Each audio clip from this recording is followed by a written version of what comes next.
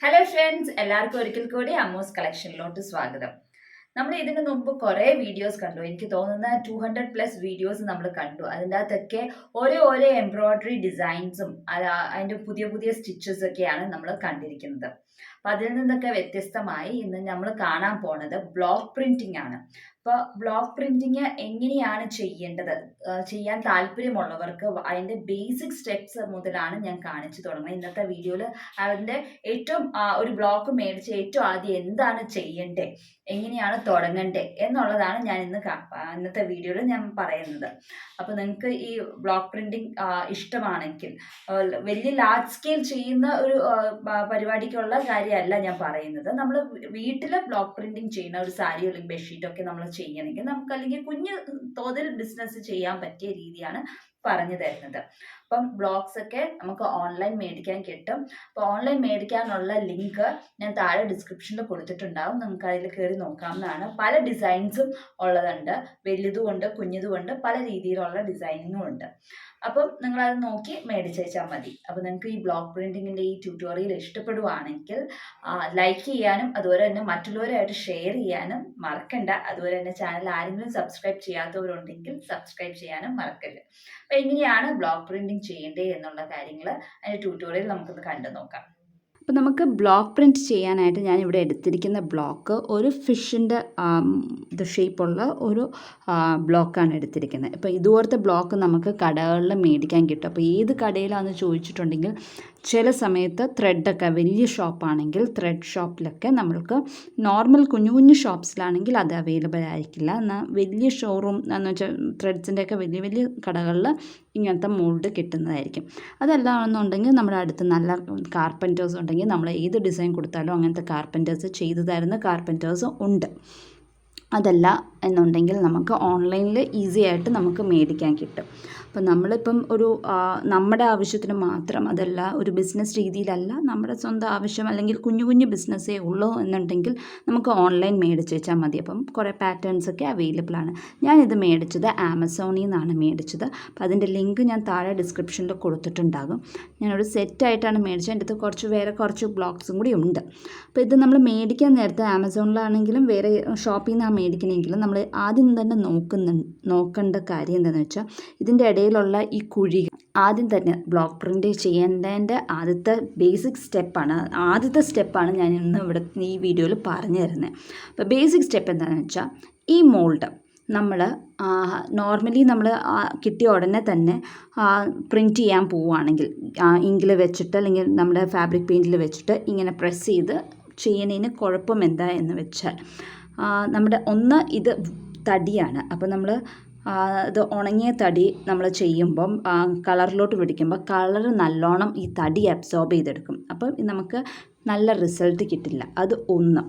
2, ഈ തടി നമ്മൾ ഒരേ കളർ നമ്മൾ ചെയ്തിട്ട് ഇപ്പോൾ ഒരു സാരി നമ്മൾ അല്ലെങ്കിൽ ഒരു ബെഡ്ഷീറ്റ് നമ്മൾ ചെയ്ത് കഴിഞ്ഞു. അത് കഴിഞ്ഞിട്ട് നമ്മളിത് വാഷ് ചെയ്യുമ്പോൾ എന്താ പറ്റുന്നത്, ഇത് തടിയാണ്.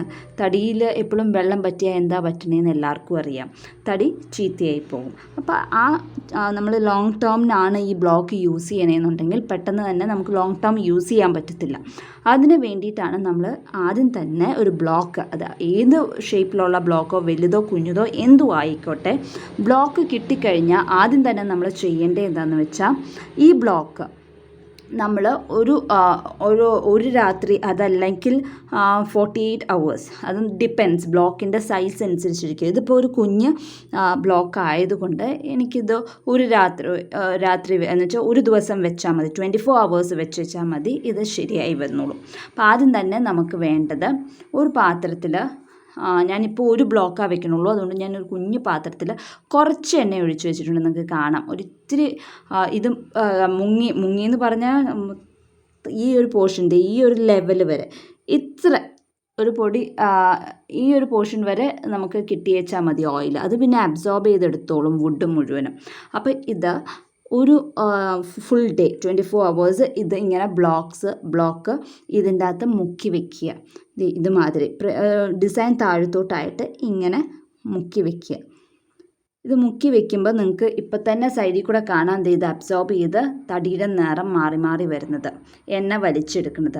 ഇത് പറയുന്നത് ഏത് എണ്ണയിൽ വെച്ചാലും കുഴപ്പമില്ല, ഏത് കുക്കിംഗ് ഓയിൽ വേണമെങ്കിലും വെക്കാം. പക്ഷേ ഏറ്റവും നല്ലത് എന്താണെന്ന് പറഞ്ഞാൽ മസ്റ്റാർഡ് ഓയിലാണ് നല്ലതെന്നാണ് പറയുന്നത്. അപ്പോൾ ഇതിൻ്റെ അകത്ത് വെച്ചിട്ട് ഇതിങ്ങനെ തടി വലിച്ച് ഈ മേലിൽ ഈ പോർഷൻ ഫുള്ളും ഇതുവരെ നനഞ്ഞിരിക്കും, ഇങ്ങനെ ഡാർക്ക് ബ്രൗൺ കളറാകും. ആ സമയം വരെ എന്നുവെച്ചാൽ എല്ലാ പോർഷനും, ഇത് ചിലയിടത്ത് പുള്ളിയായിട്ട് വരും, കുറച്ച് നേരം അബ്സോർബ് ചെയ്ത് കഴിഞ്ഞിട്ട് ഇവിടെയൊക്കെ പുള്ളി കുത്ത് പോലെ വരും. അങ്ങനെയല്ല, പുള്ളിയല്ല, ഫുള്ള് ബ്ലോക്സും ബ്രൗൺ കളർ ആവണം അവിടം വരെ, നമ്മൾ ഡാർക്ക് ബ്രൗൺ കളർ ആവണം അവിടം വരെ ഇത് വെക്കണം. ചിലപ്പോൾ അത് 24 hours വെക്കുന്നതിന് മുമ്പേ ആകും, ചിലപ്പം അത് 24+ ആകും. എന്ന് വെച്ചാൽ ചിലതൊക്കെ വലിയ ബ്ലോക്സൊക്കെ ആണെങ്കിൽ 48 hours വരെ ആകാം. അപ്പോൾ ഇത് മുഴുവൻ അബ്സോർബ് ചെയ്യാനുള്ള. പിന്നെ ഈ എണ്ണ അടുത്ത ബ്ലോക്ക് വെക്കണമെങ്കിൽ അങ്ങനെ വെക്കുക. അപ്പോൾ എല്ലാം കൂടെ ഒരുമിച്ച് വെക്കണമെങ്കിൽ ഒരു വലിയ പ്ലേറ്റിൽ വെച്ചിട്ട് എണ്ണ ഒഴിച്ച് അങ്ങനെ ചെയ്താലും മതി. അപ്പോൾ ഈ ബ്ലോക്ക് ഒരു ഇതുപോലെ എണ്ണയിൽ ഒരു ദിവസം ഫുള്ളും എണ്ണയിൽ ഇങ്ങനെ കമത്തി വെച്ചിട്ട് എടുത്തേക്കുന്ന ബ്ലോക്കാണിത്. അപ്പോൾ ഇതിൻ്റെ അകത്ത് ഫുള്ളും എണ്ണ അബ്സോർബ് ചെയ്ത് നിങ്ങൾക്ക് കാണാം. അതിൻ്റെ കളർ ചേഞ്ച് നല്ലോണം ഇവിടെയൊക്കെ നല്ല ഡാർക്ക് ബ്രൗൺ ആയിട്ട് കളർ ചേഞ്ച് ചെയ്തിട്ടുണ്ട്. അപ്പോൾ ഈ ഇതിൻ്റെ അകത്ത് സ്പോട്ടായിട്ടല്ല, ഫുൾ ഇതും സെയിം കളറായിട്ടാണ് വന്നിരിക്കുന്നത്. ആ ഒരു പാകം എത്തുമ്പോൾ നമുക്ക് എടുക്കാം. എടുത്തു കഴിഞ്ഞിട്ട് ഒരു പേപ്പറിലോട്ടോ അല്ലെങ്കിൽ തുണിയിലോട്ടോ ഇതിൻ്റെ എണ്ണ എക്സസ് ഓയിൽ നമുക്ക് കളയാൻ വേണ്ടിയിട്ട് ഇങ്ങനെ തന്നെ കമത്തി ഒരു പേപ്പറിൽ വെക്കുക, അല്ലെങ്കിൽ ഒരു തുണിയിൽ, ഡ്രൈ ആയിട്ടുള്ള ഒരു തുണിയിൽ വെക്കുക. കോട്ടൺ തുണിയിൽ വെച്ചാൽ പെട്ടെന്ന് അബ്സോർവ് ചെയ്യാം. അല്ലെങ്കിൽ മറ്റേ ഷിഫോൺ ടൈപ്പ് മെറ്റീരിയൽ വെക്കാണ്ട് പേപ്പറിൽ വെച്ചാൽ മതി, അതാണ് നല്ലത്. നമുക്ക് ആ പേപ്പർ കളയുകയും ചെയ്യാമല്ലോ. അപ്പോൾ ആ പേപ്പറിൽ ഇങ്ങനെ കമത്തി വെക്കുക, ഒരു 4-5 പേപ്പർ കട്ടിക്ക് വെച്ചിട്ട് എന്നിട്ട് അതിൻ്റെ മേളിൽ ഇങ്ങനെ കമത്തി വെക്കുക. അപ്പോൾ എക്സസ് ആയിട്ടുള്ള ഓയിലെല്ലാം ഈ പേപ്പർ വലിച്ചെടുത്തോളും. അതൊരു ചിലപ്പോൾ പെട്ടെന്നാകും, ബ്ലോക്സിൻ്റെ ഈ സൈസ് അനുസരിച്ചിരിക്കും. കുഞ്ഞു ബ്ലോക്സ് ആണെങ്കിൽ പെട്ടെന്നാകും. അത് നല്ലോണം എണ്ണ പേപ്പർ വലിച്ചിട്ട് കഴിയുമ്പോൾ നമുക്ക് അറിയാൻ പറ്റും. പിന്നെ കമത്തി പേപ്പറിൽ തന്നെ ഇങ്ങനെ പ്രസ് ചെയ്താലേ എണ്ണ വരത്തില്ല, ഇങ്ങനെ നമ്മൾ മുറുക്ക പ്രസ് ചെയ്താലേ എണ്ണ വരത്തില്ല. അത് കഴിഞ്ഞിട്ട് ഇതിൻ്റെ വിടവിലൊക്കെ ഇനി എണ്ണ എക്സസ് ആയിട്ട് ഇനിയും ഉണ്ട് എന്ന് തോന്നുവാണെങ്കിൽ നമ്മൾ നല്ല ഡ്രൈ ആയിട്ടുള്ള ക്ലോത്തോ ടിഷ്യൂ പേപ്പറോ എന്തെങ്കിലുമൊക്കെ വെച്ച് നല്ലോണം തുടച്ചെടുത്ത് കഴിഞ്ഞിട്ടാണ് നമ്മൾ ഇത് ബ്ലോക്ക് പ്രിൻറ്റിങ്ങിന് യൂസ് ചെയ്യാമുള്ളൂ. അപ്പോൾ അത്രയും ചെയ്യണം. ഈ തുടച്ചെടുത്ത് കഴിഞ്ഞിട്ട് പിന്നെ നമുക്ക് അപ്പം തന്നെ റെഡിയായി കഴിഞ്ഞു. പിന്നെ ഈ ബ്ലോക്ക് റെഡിയാണ് നമ്മുടെ ബ്ലോക്ക് പ്രിൻറ്റിനായിട്ട്. ബ്ലോക്ക് പ്രിൻറ്റ് ചെയ്യാനായിട്ട് നമ്മൾ എടുക്കുമ്പം ആദ്യം നമ്മൾ ചെയ്യേണ്ടത് ഏതെങ്കിലും ഒരു സ്പോഞ്ച്, അല്ലെങ്കിൽ വലിയ ഇപ്പോൾ ഒരു വലിയൊരു സാരിയിൽ ഫുള്ളും നമ്മൾ ബ്ലോക്ക് പ്രിൻറ്റ് ചെയ്യണമെങ്കിൽ നമുക്ക് അതിൻ്റെ അകത്ത് ബ്ലെൻഡറും അതൊക്കെ യൂസ് ചെയ്ത് നമ്മുടെ സാധാ ഫാബ്രിക് പെയിൻറ്റ് അല്ലാണ്ടുള്ള പെയിൻറ്റൊക്കെയാണ്, അതിന് വേറെ പെയിൻറ്റാണ് യൂസ് ചെയ്യുന്നത്. നമ്മളൊരു ഇൻഡസ്ട്രി ഇതിലോട്ടൊക്കെ പോവുകയാണെങ്കിൽ, സാധാരണ നമ്മൾ സ്വന്തം യൂസിനൊക്കെ ആണെങ്കിൽ നമ്മൾ സാധാ ഫാബ്രിക് പെയിൻറ്റ് മതി, അക്രൈലിക് പെയിൻറ്റ് മതി. ഈ ഒരു പെയിൻറ്റ് നമ്മൾ ഒന്നെങ്കിൽ ബ്രഷിലെടുത്തിട്ട് ഇതിലേക്കൂടെ ബ്രഷ് വെച്ച് ചെയ്ത് ഇവിടെ ഫുൾ പെയിൻറ്റ് ചെയ്തിട്ട് ഇങ്ങനെ പ്രസ് ചെയ്താൽ മതി. പ്രസ് ചെയ്യുമ്പോൾ എന്താ ചെയ്യേണ്ടതെന്ന് വെച്ചാൽ, പ്രസ് ചെയ്യുമ്പം നല്ലോണം വെച്ചിട്ട് നല്ലോണം അമുക്കി നമ്മൾ നല്ല ഫോഴ്സിൽ ചെയ്യണം, ഇത് താത്തണം. എന്നാലാണ് അതിൻ്റെ ഇംപ്രഷൻ നല്ല മുറുക്ക ചെയ്താലാണ് ഇതിൻ്റെ അകത്തുനിന്ന് ഇങ്ക് നല്ലോണം തുണിയിൽ വരുള്ളൂ. അല്ലെങ്കിൽ പല സ്ഥലത്തും കളർ ഇല്ലാണ്ട് വരും. അപ്പോൾ നമ്മൾ മേടിക്കുമ്പോൾ തന്നെ നമുക്ക് കാണാം ചില പ്രിൻ്റൊന്നും ക്ലിയർ അല്ലാണ്ട് വരുന്നത്. അത് ഒന്ന് പെയിൻറ്റിൻ്റെ കുറവാകാം, അല്ലെങ്കിൽ നമ്മൾ പ്രസ് ചെയ്യണത് കുറവായിട്ടും വരാം. അപ്പം ചിലപ്പോൾ ബ്ലോക്കിൻ്റെ ഈ പറഞ്ഞ കുഴികൾ നല്ലോണം ഇല്ല എന്നുണ്ടെങ്കിലും ക്ലിയർ ആയിട്ട് ആ ഇമേജ് വരത്തില്ല. ഇതൊക്കെ 3 റീസൺസ് കൊണ്ടാണ് നമ്മുടെ ബ്ലോക്ക് പ്രിൻറ്റ് ചെയ്യുമ്പോൾ ചിലയിടത്ത് ഇമേജ് ക്ലിയർ അല്ലാണ്ട് വരുന്നത്.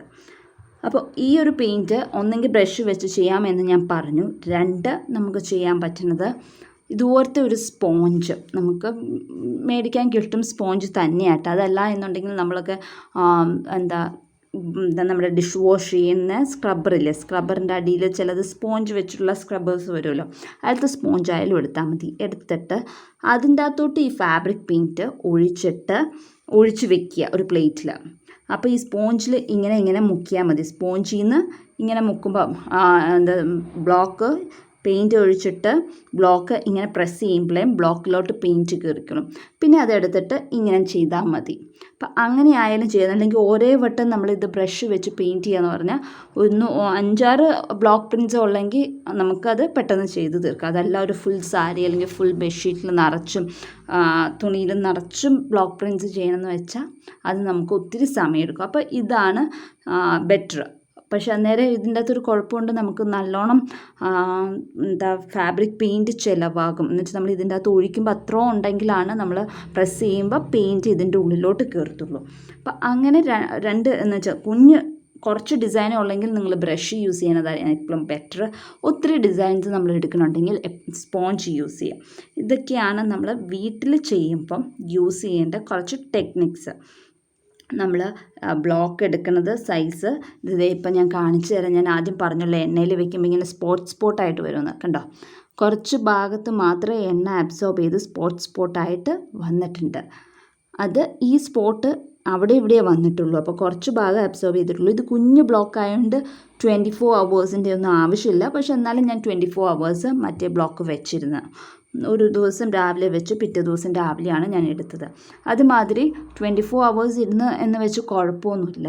അതങ്ങ് അബ്സോർബ് ചെയ്ത് നല്ലോണം തടി എടുത്തോളൂ. അപ്പം പിന്നെ നമ്മൾ എവറി യൂസ് നമ്മൾ ഇത് കഴുകുമ്പം ഡാമേജ് കുറവായിരിക്കും തടിക്ക് പറ്റുന്നത്. അതിന് വേണ്ടിയിട്ടാണ് നമ്മളിങ്ങനെ ചെയ്യുന്നത്. അല്ലാണ്ട് എല്ലാ യൂസ് കഴിഞ്ഞിട്ടും എണ്ണയിലിടേണ്ട ആവശ്യമില്ല. അത് ആദ്യത്തെ ഒരു വട്ടം മാത്രം എണ്ണയിലിട്ടാൽ മതി. പിന്നെ എണ്ണയിൽ എപ്പോഴും ഇടേണ്ട ആവശ്യമില്ല. അതാണ് വേറൊരു പോയിന്റ്. ചിലവർക്ക് ഡൗട്ട് തോന്നാം, എല്ലാ യൂസും കഴിഞ്ഞിട്ട് നമ്മൾ ഇതുവരെ എണ്ണയിൽ ഈ പ്രോസസ്സ് റിപ്പീറ്റ് ചെയ്യണമെന്ന്. അങ്ങനെ റിപ്പീറ്റ് ചെയ്യേണ്ട ആവശ്യമില്ല. എല്ലാ ബ്ലോക്സും ആദ്യത്തെ ബിഫോർ ഫസ്റ്റ് യൂസ് ഇതുവരെ എണ്ണയിലിട്ട് നല്ലോണം തടി അബ്സോർബ് ചെയ്ത് കഴിഞ്ഞിട്ട് നമ്മൾ പെയിൻറ്റിൽ മുക്കാമുള്ളൂ. ഇതിപ്പോൾ എണ്ണയിലിട്ട് കഴിഞ്ഞിട്ട് പിന്നെ സോപ്പിട്ട് കഴുകേണ്ടതൊന്നും ആവശ്യമില്ല. ഡയറക്റ്റ്ലി നല്ലോണം തൂത്ത് കഴിഞ്ഞിട്ട് തുണി വെച്ച് നല്ലോണം എണ്ണമയം അങ്ങ് തൂത്ത് കഴിഞ്ഞിട്ട് നേരെ പെയിൻറ്റിൽ വെച്ച് ചെയ്താൽ മതി. അത് പോകത്തൊന്നുമില്ല, പെയിൻറ്റ് പോകത്തൊന്നുമില്ല. പിന്നെ ബ്ലോക്ക് പ്രിൻ്റ് ആയാലും അതുപോലെ തന്നെ ഫാബ്രിക് പെയിൻറ്റ് ആണെങ്കിലും ഒത്തിരി സ്റ്റാർച്ചുള്ള മെറ്റീരിയലെല്ലാം നമ്മൾ ചെയ്യണേ എന്നുണ്ടെങ്കിൽ ചിലപ്പോൾ വാഷ് ചെയ്യുമ്പോൾ ആദ്യത്തെ വാഷിൽ അല്ലെങ്കിൽ കളറ് നല്ലോണം എടുത്തിട്ടില്ല എന്നുണ്ടെങ്കിലൊക്കെ കട്ടിയായ പെയിൻറ്റൊക്കെ എടുത്താൽ ചിലപ്പോൾ ആദ്യത്തെ വാഷിൽ തന്നെ അത് പോകും, വാഷ് ഔട്ടായി പോകും പെയിൻറ്റ്. അപ്പോൾ അത് ഒന്ന് ശ്രദ്ധിക്കേണ്ട കാര്യമാണ്. ഇതാണ് ഏറ്റവും ബേസിക് ആയിട്ടുള്ള ബ്ലോക്ക് പ്രിൻറ്റിൻ്റെ കാര്യങ്ങൾ. എല്ലാവർക്കും മനസ്സിലായെന്ന് ഞാൻ വിശ്വസിക്കുന്നു. ഇനി നിങ്ങൾക്ക് എന്തെങ്കിലും ഡൗട്ട്സ് ഉണ്ടെങ്കിൽ യൂട്യൂബിൽ കമൻറ്റ് ബോക്സിൽ കമൻറ്റ് ചെയ്താൽ മതി, ഞാൻ റിപ്ലൈ ചെയ്യുന്നതായിരിക്കും. അപ്പോൾ അടുത്ത ദിവസം മറ്റൊരു വീഡിയോ ആയിട്ട് കാണാം. അതുവരേക്കും ബൈ.